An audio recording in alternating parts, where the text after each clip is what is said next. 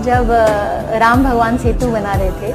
और सारा जो समाज है, वानर समाज, वो जाकर के अपनी अपनी सेवाएं दे रहा था पत्थर लगाने के रूप में। और वहाँ एक कोने में समुद्र के घाट पर एक गिलहरी बैठी थी जो बार बार जाती और समुद्र में डुबकी लगा कर के फिर आती और पास में पड़ी रेत को, बालू में फिर अपने आप को लपेट करके फिर पानी में जाती, फिर आती, फिर रेत लपेटती, फिर बालू में जाती। किसी ने पूछा कि तेरे ये करने से क्या हो रहा था,